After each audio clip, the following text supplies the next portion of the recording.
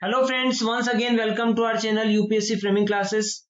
दोस्तों, जैसा कि आप सभी को पता है कि वर्क एंड टाइम टॉपिक फिलहाल हम पढ़ रहे हैं और उसी के अगले वीडियो के साथ आज मैं आपके सामने हाजिर हूं। तो कुछ और कॉन्सेप्ट्स के साथ हम आज डील करेंगे, किस तरह से और भी डिफरेंट डिफरेंट क्वेश्चंस को हमको करना है, वो सारी चीजें हम आज सीखेंगे। उसके पहले आपको एक चीज बता दूं कि अगर आप अनअकैडमी पर मुझसे फ्री लाइव क्लासेस पढ़ना चाहते हैं तो आप मुझे अनअकैडमी पर मेरे साथ जुड़ सकते हैं। आपको केवल अपने फोन में अनअकैडमी लर्निंग ऐप इंस्टॉल करना है प्ले स्टोर से। उसके बाद आप मेरी प्रोफाइल सर्च करें कमल मोदी और वहां आप मुझसे जुड़ सकते हैं। डेली में फ्री लाइव क्लासेस वहां पर लेता हूं, मैथ्स और रीजनिंग की। ठीक है, तो चलिए दोस्तों शुरू करते हैं आज का हमारा वीडियो। पहला क्वेश्चन आपके सामने गिवन है कि ए, हिंदी में अगर मैं इसको पढ़ूं या इंग्लिश में भी पढ़ सकते हैं, A takes 3 times as long as B and C together to do a job. मतलब बी और सी को जितना समय लगता है उससे 3 गुना समय ए को किसी कार्य को करने में लगता है। तो आपको ये चीज पता होगा कि अगर ए को 3 गुना समय लग रहा है और बी और सी को एक समय लग रहा है, मान लीजिए इसको एक समय लग रहा है, इसको 3 गुना समय लग रहा है, तो इनकी जो क्षमता है वो कितनी हो जाएगी? 1 और 3 हो जाएगी। क्योंकि आपको ये पता होना चाहिए कि इफिशियंसी और टाइम में इनवर्स रिलेशन रेशो होता है, इनवर्स रेशो का रिलेशन होता है। मतलब क्षमता का जो रेशो है उसका उल्टा रेशो आपके समय का होता है। इसी तरह आगे बोला है, ए तथा सी मिलकर जितने समय में कार्य करते हैं बी को अकेले उससे 4 गुना समय लगता है। मतलब ए और सी अगर एक दिन में कार्य कर रहे हैं तो बी को कितना लगेगा? 4 गुना समय लगेगा। तो मैं ये बोल सकता हूं कि ए और सी की क्षमता 4 है तो बी की क्षमता 1 हो जाएगी। तो अब आपको इनकी सिंगल सिंगल या फिर बोल सकते हैं अलग अलग क्षमता निकालने की जरूरत यहाँ पे पड़ने वाली है, क्योंकि यहाँ पे आपको बोला है कि तीनों मिलकर के कार्य को 24 दिन में करते हैं। प्रश्न में ऐसा आपको बोला गया है। तो आपको देखो, जब भी इस तरह का क्वेश्चन आए तो कैसे हमको डील करना है, पहले तो ये चीज समझो। इनकी कुल क्षमता अगर आप देखो तो 4 हो रही है और इन दोनों की कुल क्षमता देखो तो 5 हो रही है। तो इनको एक जैसा आपको पहले बनाना पड़ेगा। तो इधर आप कर दो 5 से गुणा, मतलब आप ए को बना दो 5 और बी को बना दो, मतलब बी और सी को बना दो 15। ठीक है, इनकी क्षमता 3 थी और इसकी 1 थी, तो मैंने 5 से गुणा करके इसको 5 बना दिया और इसको भी 5 से गुणा किया तो 15 बना दिया।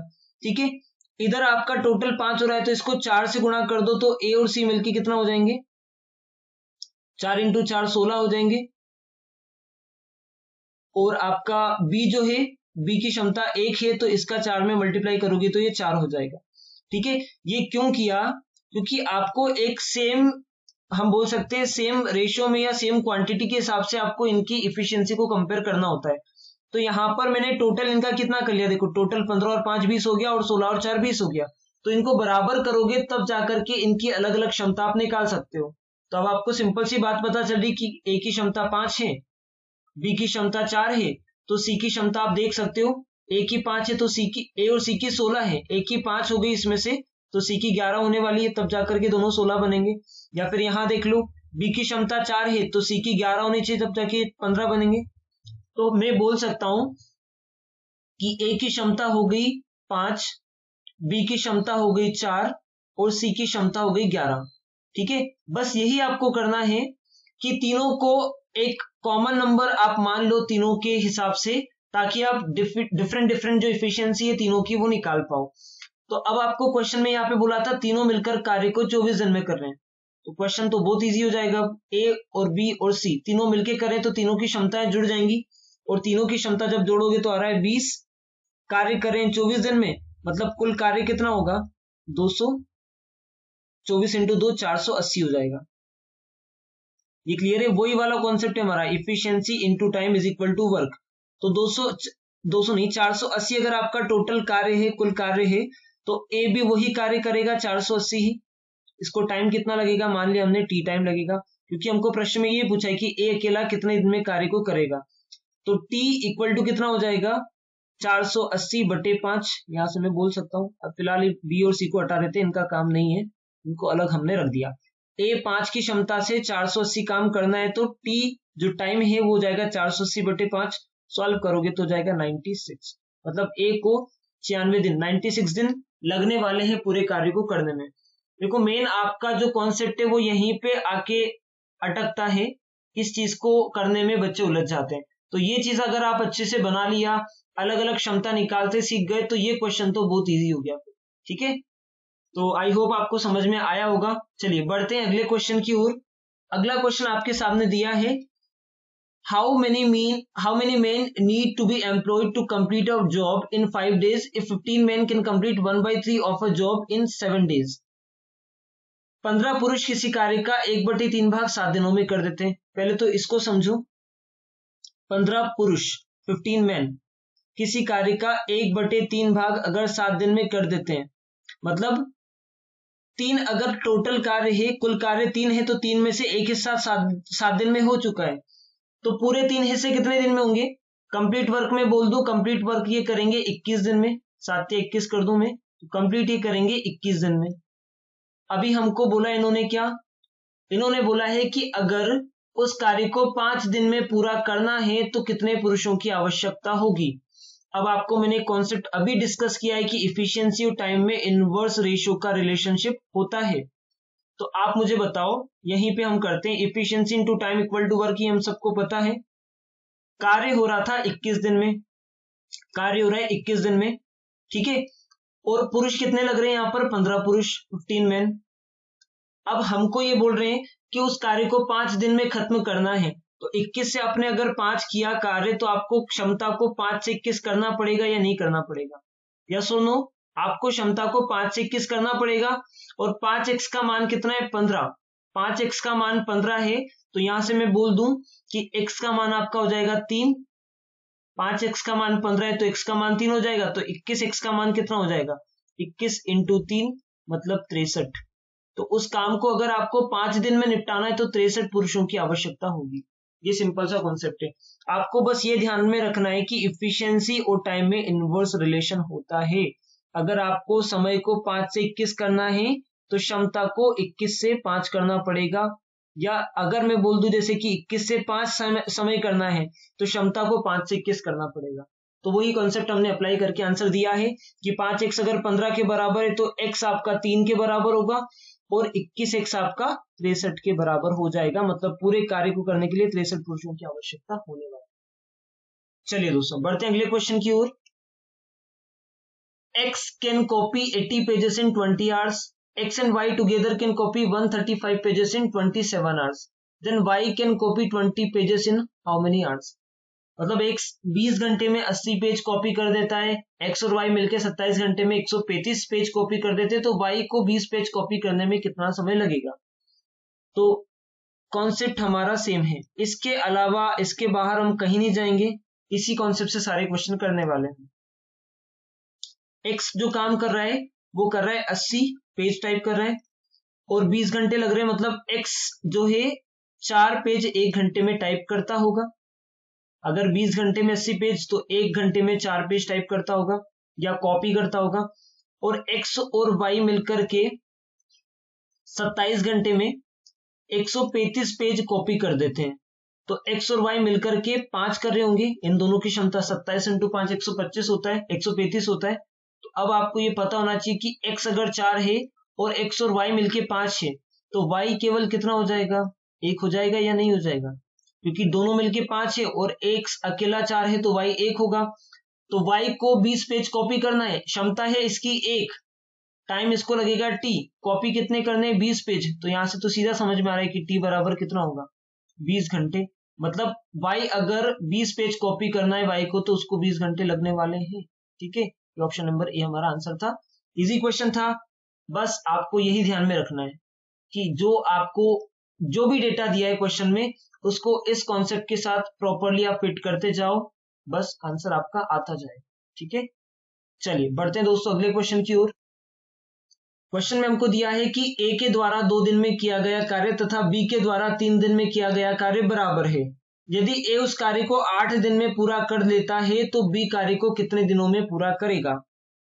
अब आप ऐसा देखो, ए के द्वारा 2 दिन में किया गया कार्य और बी के द्वारा 3 दिन में किया गया कार्य बराबर है। मतलब मैं बोल दूं कि ए जो है वो 2 दिन में कार्य करता है और बी जो है वो 3 दिन में कार्य करता है, तो इनकी क्षमता का जो अनुपात है वो जाएगा 3 और 2। इनकी क्षमता उल्टी हो जाएगी ना, मैंने बताया इफिशियंसी और टाइम में, क्षमता और समय में इनवर्स रेशियो का रिलेशन होता है। तो अगर आप ए 2 दिन में किसी काम को करता है, बी 3 दिन में किसी काम को करता है, मतलब इनकी जो क्षमता का अनुपात है वो 3 और 2 हो जाएगा, उल्टा हो जाएगा। 2 3 है तो ये उल्टा 3 और 2 हो जाएगा। तो बस आपका सेम कॉन्सेप्ट हमने लगा दिया, efficiency into time is equal to work. कार्य में आपको बोला है, क्वेश्चन में बोला है कि ए किसी कार्य को 8 दिन में करता है, तो ए की क्षमता कितनी थी? क्षमता थी ए की 3, ये कर रहा है 8 दिन में, मतलब इसको जो कुल कार्य है वो है 24। अगर 3 की क्षमता से 8 दिन में कर रहा है मतलब कुल कार्य हमने मान लिया 24। तो बी अगर 24 कार्य करता है और बी की क्षमता है 2, तो बी को कितना समय लगेगा आप देख सकते हैं यहाँ पर। टी मान लिया हमने टी, तो टी बराबर हो जाएगा 24 डिवाइडेड बाई 2, मतलब 12 दिन लगने वाले हैं टी। तो इतना सा ध्यान में रखना है आपको। क्या ध्यान में रखना है कि इफिशियंसी और टाइम में इनवर्स रेशियो का रिलेशन होता है। तो अगर ए 2 दिन में और बी 3 दिन में कर रहे हैं, मतलब इसकी क्षमता हो जाएगी 3 और इसकी क्षमता हो जाएगी 2। बस उसके बाद तो आप सॉल्व कर सकते हैं, बहुत इजी उसके बाद क्वेश्चन। ठीक है दोस्तों, चलिए बढ़ते हैं अगले क्वेश्चन की ओर। क्वेश्चन में बोला है 16 पुरुष 14 घंटे प्रतिदिन कार्य करते हुए किसी कार्य को 12 दिन में कर लेते हैं और 28 पुरुष 12 घंटे कार्य करें। यदि 28 पुरुष 12 दिन कार्य करें, 12 घंटे प्रतिदिन कार्य करें, तो उन्हें कार्य पूरा करने में कितने दिन लगेंगे? तो आपको पिछली क्लास में मैंने, अगर आपने पिछला वीडियो देखा हो तो एक कॉन्सेप्ट बताया था मैंने एमडीएच वाला, और ये भी बताया था कि कहां से आया था ये कॉन्सेप्ट। मैंने बताया था efficiency into time is equal to work. तो टाइम को अगर आप लिख दो किसमें, दिन और घंटे की टर्म्स में, तो ये क्या हो जाता है, दिन और आवर्स हो जाता है। और ई मतलब इफिशियंसी, इफिशियंसी मतलब कितने पुरुष कार्य कर रहे हैं, तो एमडीएच यहां से बना था वो। तो आपको यहां पर यही करना है, M1 D1 H1 बराबर M2, just a minute, M2 D2 और H2। ये क्यों करना है? क्योंकि आपका कार्य सेम है, तो इधर जो क्षमता और समय का जो गुणनखंड होगा या गुणनफल होगा, ये भी आपका सेम होने वाला है। तो यहां पर दिया है आपको मेन कितने, 16 पुरुष, घंटे कितने लग रहे हैं, 14 घंटे लग रहे हैं, तो 14 लिख दिया। और दिन कितने लग रहे हैं, दिन लग रहे हैं आपको 12, तो 12 दिन लिख दिए यहाँ पर। और इधर 28 पुरुष हैं, दिन नहीं पता हमको, डी मान लिया। कितने घंटे लग रहे हैं, 12 घंटे लग रहे हैं, तो 12 लिख दिया। बस इसको सॉल्व हमको करना है। 12 से तो 12 कट जाएगा, 14 से 28 कट जाएगा 2 बार में, और 16 से 2 कट जाएगा 8 बार में, मतलब डी बराबर कितना आ गया, 8 दिन आ गया। कहने का मतलब ये है कि अगर 28 पुरुष 12 घंटे प्रतिदिन कार्य करें तो उन्हें 8 दिन लगेंगे पूरा कार्य करने में। ऑप्शन नंबर सी इसका आंसर है। एमडीएच वाले कॉन्सेप्ट से इस तरह के क्वेश्चन बहुत इजी हो जाते हैं, जब आपको मैन दिए हो, डेज दिए हो और आवर्स दिए हो, तो ये बहुत आसान हो गया। ठीक है, चलो तो अगला क्वेश्चन करते हैं। अगला क्वेश्चन आपके सामने गिवन है, यदि 90 पुरुष 12 घंटे प्रतिदिन कार्य करते हुए किसी कार्य को 16 दिन में पूरा कर लेते हैं, तो 70 पुरुष 8 घंटे प्रतिदिन कार्य करते हुए 24 दिन में कार्य का कितना भाग पूरा कर लेंगे? ये आपको यहाँ पे पूछा गया।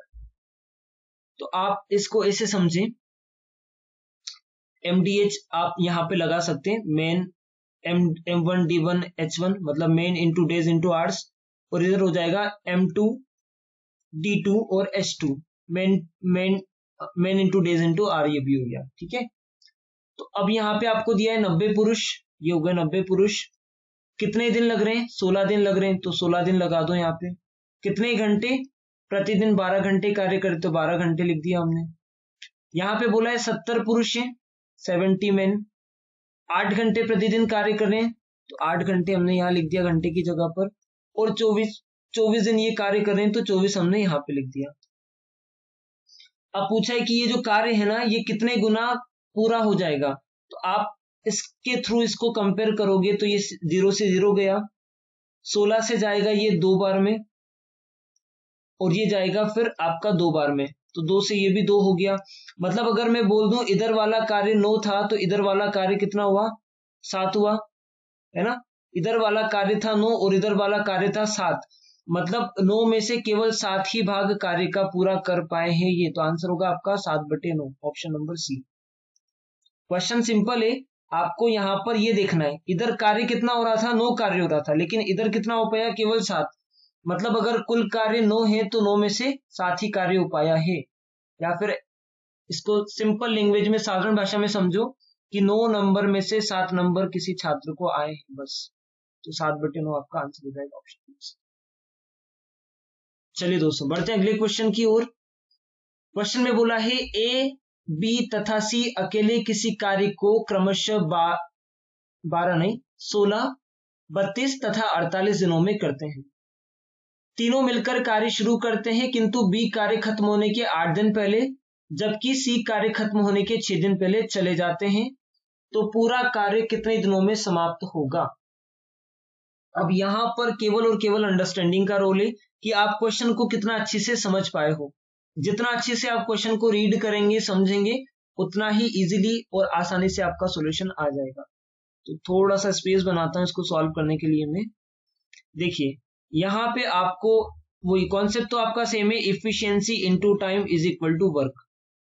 अब ए, बी और सी का समय आपको दे रखा है तो पहले तो इनकी क्षमताएं आप निकाल लो। ए कर रहा है 16 दिन में, बी कर रहा है 32 दिन में और सी कर रहा है 48 दिन में। तो कुल कार्य आप मान सकते हो, मैंने बताया था एलसीएम मान सकते हो, मतलब आपने मान लिया 96। 16, 32 और 48 का एलसीएम 96 होता है। तो ये आपका कार्य हो गया। ए को लगेंगे 16 दिन 96 कार्य करने में, मतलब ए की क्षमता होगी 6। यहां पर 3 से मल्टीप्लाई करना होगा तो बी की क्षमता हो गई 3 और सी की क्षमता हो जाएगी 2। अब अगर आपको इतना समझ में आ गया हो तो आगे हम करते हैं। क्वेश्चन में बोला है तीनों मिलकर कार्य शुरू करते हैं, तो अभी इसको रहने दो, पहले इस बात को समझो कि बोलना क्या चाह रहा है। किंतु बी कार्य खत्म होने के 8 दिन पहले जबकि सी कार्य खत्म होने के 6 दिन पहले चले जाते हैं। देखो अगर बी कार्य खत्म होने के 8 दिन पहले चला गया, मतलब आखिरी के 8 दिन किसने काम किया, ए और सी ने। ए प्लस सी ने 8 दिन काम किया। आखिरी के 8 दिन की बात मैं कर रहा हूं क्योंकि बी तो 8 दिन पहले चला गया था, तो आखिरी के 8 दिन ए और सी ने काम किया है। लेकिन एक और इंफॉर्मेशन हमको यहां दी है कि जबकि सी कार्य खत्म होने के 6 दिन पहले चला जाता है, तो इसमें से भी सी ने 6 दिन काम नहीं किया है। सी ने 6 दिन काम नहीं किया, मतलब सी ने कितना 2 दिन काम किया, किसके साथ, ए के साथ में। ये जो 8 दिन थे आखिरी के, इसमें से 6 दिन पहले सी चला जा चुका है, तो सी ने ए के साथ केवल 2 दिन काम किया है और जो आखिरी के 6 दिन थे जिसमें सी चला गया था वो केवल और केवल ए ने काम किया है। ये बात आपको क्लियर हो गई होगी। ए और सी ने आखिरी के 8 दिन काम किया, लेकिन सी ने एक्चुअल में पूरे 8 दिन काम नहीं किया। सी ने केवल 2 दिन काम किया क्योंकि सी 6 दिन पहले छोड़कर जा चुका था। तो आखिरी के 6 दिन केवल और केवल ए ने काम किया है। तो बस इस कॉन्सेप्ट को आपको फिट करना है। यहां पर ए ने, ए की क्षमता कितनी है 6, 6 की क्षमता से 6 दिन में कितना 36 काम कर लिया। ए और सी ने मिलकर 2 दिन काम किया, तो ए और सी की क्षमता कितनी है, ए और सी की क्षमता को अगर जोड़ोगे तो ए है 6, सी है 2, तो 6 और 2 8। 8 की क्षमता से इन्होंने 2 दिन काम किया तो कितना काम हो गया, 16 काम हो गया। मतलब मैं टोटल बोल सकता हूं 52, 52 काम हो चुका है। 32 और 16 52 काम हो चुका है। अभी जो बचा हुआ काम है, बचा हुआ कितना है, 96 में से 52 हो गया तो बचा है 44 काम। 44 वर्क अभी भी रिमेनिंग है। लेकिन ये रिमेनिंग वर्क पहले हो गया था। कब पहले, जब तीनों ने मिलकर काम शुरू किया था। तो ए, बी और सी ने तीनों ने मिलकर काम किया। इनकी क्षमता देख लो आप, 6 3 9 2 11, 11 की क्षमता से इन्होंने काम किया है 44। तो इनको समय लगा होगा कितना, समय लगा होगा इनको 44 को 11 से कट कर सकते हो 4 बार में, मतलब इनको जो समय लगा होगा 4 दिन लगे होंगे। अब क्वेश्चन की आखिरी लाइन आप पढ़ो कि क्या बोला है, क्वेश्चन में क्या पूछा है। पूरा कार्य खत्म होने, पूरा कार्य कितने दिनों में समाप्त होगा। तो ए और बी और सी तीनों ने मिलकर तो 4 दिन काम किया, तो 4 तो यहां से आ गया। ए और सी ने 2 दिन काम किया तो 2 यहां से आ गया। 4 और 2 6, और ए ने अकेले ने 6 दिन काम किया है तो कितना, 6 और 6 12 है ना। 4 यहां से, 2 यहां से, 6 6 और 6 12, तो मतलब पूरा कार्य 12 दिनों में खत्म हुआ है। ये आपका आंसर होगा। तीनों ने मिलके या अलग अलग जैसे भी है क्वेश्चन में क्राइटेरिया दिया है उसके अकॉर्डिंग 12 दिन में पूरा काम खत्म हुआ है। ठीक है, चलिए बढ़ते हैं अगले क्वेश्चन की ओर।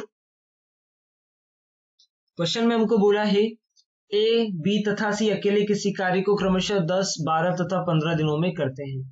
तीनों मिलकर कार्य शुरू करते हैं, किंतु एक कार्य खत्म होने के 5 दिन पहले, जबकि बी ए से 2 दिन बाद कार्य छोड़ देता है, तो पूरा कार्य कितने दिनों में समाप्त हो जाएगा। क्वेश्चन उसी तरह का है, थोड़ा सा लैंग्वेज को इन्होंने घुमाया है बस। कॉन्सेप्ट तो हमारा सेम है। कॉन्सेप्ट हमारा है efficiency into time is equal to work. अब पहले तो इनकी मैंने जैसे बताया था, पहले फ्रेमिंग कर लो क्वेश्चन की, अलग अलग इनकी क्षमता आप निकाल लो। ए कर रहा है, बी कर रहा है और सी कर रहा है। ए करता है 10 दिन में, बी करता है 12 दिन में और सी करता है 15 दिन में।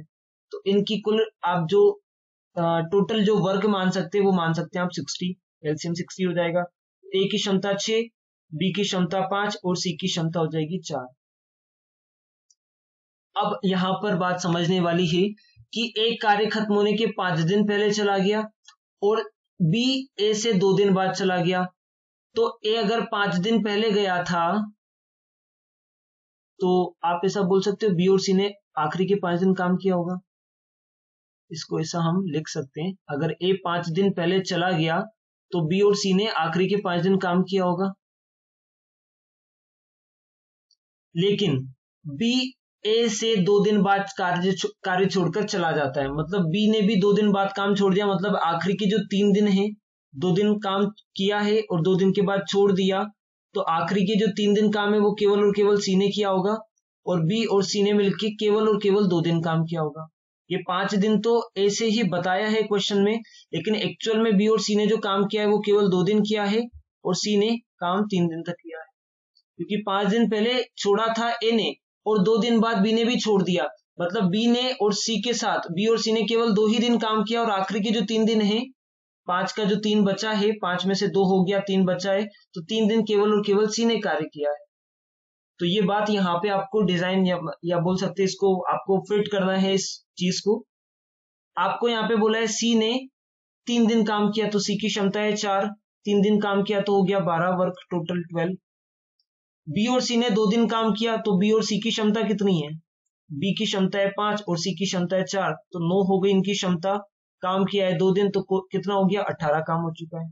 तो टोटल देख लो 12 और 18 30 वर्क हो चुका है। 60 में से अगर 30 काम हो गया तो बचा कितना, 30 और बच गया होगा।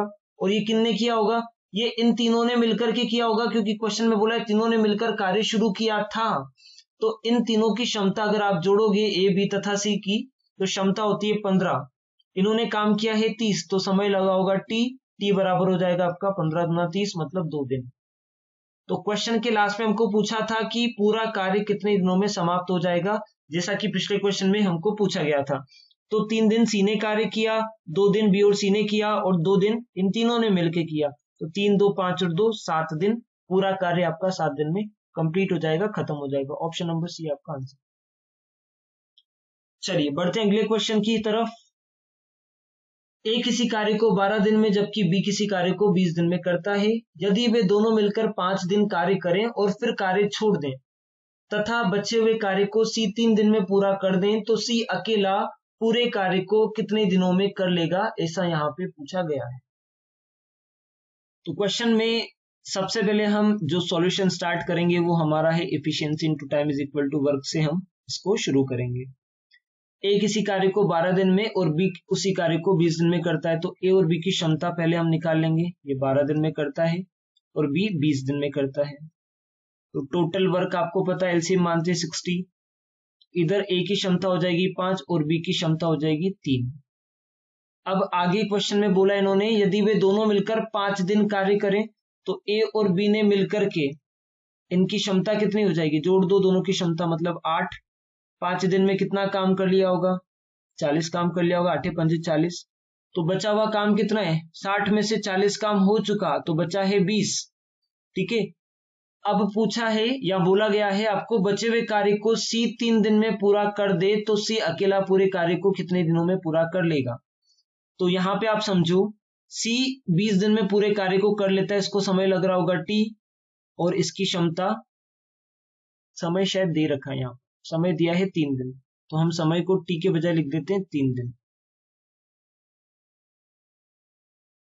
समय लग रहा है 3 दिन। तो सी की क्षमता कितनी हो जाएगी, एफिशिएंसी को ई मान लेते हैं, सी की क्षमता जो हो जाएगी वो जाएगी 20/3, ये हो गई एफिशिएंसी ऑफ सी, सी की क्षमता। सी की इफिशियंसी। अब आपको बोला है कि सी अकेला पूरे कार्य को कितने दिनों में पूरा कर लेगा, तो आप वही सेम कॉन्सेप्ट वही हमारा इफिशियंसी टाइम वर्क। अगर सी की क्षमता है 20/3, समय लगेगा टी, कार्य कितना करना है, कार्य करना है वही वाला जो कि पहले हुआ था, मतलब 60 काम करना है। तो 0 से 0 गया, 2 से 6 गया 3 बार में, तो टी बराबर कितना हो जाएगा 3 × 3, 3 × 9 दिन हो जाएंगे। मतलब अगर सी अकेला काम को करता है तो उसको 9 दिन लगने वाले हैं पूरे काम को करने के लिए। ऑप्शन नंबर बी आपका आंसर होगा। चलिए बढ़ते हैं अगले क्वेश्चन की ओर। आज के वीडियो का एक लास्ट क्वेश्चन में बोला है ए किसी कार्य को 18 दिन में पूरा करता है, बी नहीं 12 दिन कार्य करने के बाद वह चला जाता है तथा बचे हुए कार्य को भी 8 दिन में पूरा कर लेता है, तो बी अकेला पूरे कार्य को कितने दिनों में करेगा। बड़ा ही सिंपल सा और इजी सा क्वेश्चन है। Efficiency into time is equal to work. A किसी कार्य को 18 दिन में करता है, तो हमने कुल कार्य भी मान लिया कि कुल कार्य हमारा 18 है या 36 मान लो, जो भी आप मान सकते हैं, कुछ भी मान सकते हैं, ऐसा कोई फर्क नहीं पड़ता। जो आप कार्य मानेंगे उसके अनुसार ही आपको क्षमता मिलने वाली है। लेकिन ए ने कितने दिन काम किया, 12 ही दिन काम किया है केवल, उसके बाद चला जाता है। तो 2 की क्षमता से इसने 12 दिन काम किया, तो कितना काम हो गया, 24 काम हो चुका है। तो बचा हुआ काम कितना है, 12 है। अब कौन आ गया, बी ने 8 दिन में पूरा कर लेता है कौन सा बचा हुआ काम। तो बी अगर इस काम को 8 दिन में कर लेता है, मतलब बी की क्षमता कितनी हो जाएगी, 1.5 डेढ़ हो जाएगी। अगर 8 दिन में 12 काम हुआ है, मतलब इसकी क्षमता हो जाएगी 1.5 डेढ़। ये आपको पता होना चाहिए, 8 × डेढ़ होता है 12। तो अब पूछा गया कि बी अकेला पूरे काम को कितने दिन में करेगा, तो बी की क्षमता तो है डेढ़ 1.5, टाइम लगेगा इसको टी, और कार्य करना है कुल कार्य मतलब कितना 36 पूरा कार्य है, तो 36 काम करना है। तो टी बराबर हम बोल सकते हैं 36/1.5 या फिर डेढ़, पॉइंट हटेगा 0 आ जाएगा। आप इसको सॉल्व करेंगे तो आपको मिलेगा टी बराबर 24 दिन। मतलब अगर अकेला भी उस काम को करता है तो उसको 24 दिन लगेंगे। ऑप्शन नंबर बी आपका आंसर। इसको आप डायरेक्टली भी कर सकते हो, डायरेक्टली ऐसे हो सकता है। देखिए डायरेक्ट अप्रोच क्या हो सकता है इसका, ये 18 दिन में कार्य करता है लेकिन 12 दिन तक ही कार्य किया है, मतलब 3 में से 2 भाग कर चुका है। 18 और 12 का आप अगर रेशो देखो तो ये 3 भाग है और ये 2 भाग है, तो 3 में से 2 भाग कर चुका है, बचा कितना 1 भाग। उस 1 भाग को बी कितने दिन में कर रहा है, जो बचा हुआ 1 भाग है उसको बी कर रहा है 8 दिन में, और टोटल कितना है 3 भाग है। तो अगर 1 भाग को 8 दिन में कर रहा है तो 3 भाग को 24 दिन में करेगा। इसका डायरेक्ट अप्रोच भी है। तो कुछ चीजें आप डायरेक्ट भी कर सकते हो, लेकिन कैसे कॉन्सेप्ट के साथ करना है वो चीज मैंने आपको बता दी है। बाकी डायरेक्टली आपको एग्जाम में कैसे करना है तो उसके लिए ये अप्रोच है, ठीक है। तो चलिए दोस्तों, इस वीडियो में फिलहाल इतना ही। अगर वीडियो अच्छा लगा हो, कॉन्सेप्ट्स अच्छे लगे हो, तो वीडियो को लाइक जरूर करें, और ऐसे ही वीडियोस को और देखने के लिए आप चैनल को सब्सक्राइब कर लेना, ताकि आपको अपकमिंग जो भी वीडियोस हैं उसका नोटिफिकेशन आपको मिलता रहे। ऐसे ही डिफरेंट टॉपिक्स आपके लिए मैथ्स के हम लेके आते रहेंगे। वर्किंग टाइम का अभी कुछ चीजें हमने पढ़ी है, कुछ चीजें हम और पढ़ेंगे अभी आगे, इसको एडवांस लेवल तक पूरा। उसके बाद फिर नेक्स्ट टॉपिक्स को भी हम कवर करेंगे, सारे अरिथमेटिक के और जो भी एडवांस के टॉपिक्स है सबको कवर करेंगे। और अगर आप फ्री मुझसे पढ़ना चाहते हैं तो जैसा कि मैंने बताया था 1 PM पर अनअकैडमी पर मैं फ्री क्लास लेता हूँ, लाइव क्लास टॉपिक वाइज। शाम को 4 बजे रीजनिंग का क्लास लेता हूँ, और रात को 8 बजे क्वांट का प्रैक्टिस सेशन लेता हूँ बैंक पीओ के लिए। तो इन तीनों क्लासेस में आप मुझसे लाइव फ्री ऑफ कॉस्ट जुड़ सकते हैं अनअकैडमी पर, ठीक है। तो आपको केवल इतना ही करना है कि अपने फोन में अनअकैडमी लर्निंग ऐप डाउनलोड करें, उसमें मेरा प्रोफाइल सर्च करें, फॉलो कर लेना, ताकि आपको वहां पर भी जो भी अपकमिंग क्लासेस रहती है मेरी, उसका नोटिफिकेशन आपको मिलता है, ठीक है। चलिए दोस्तों, खत्म करते हैं। Bye bye, have a nice day.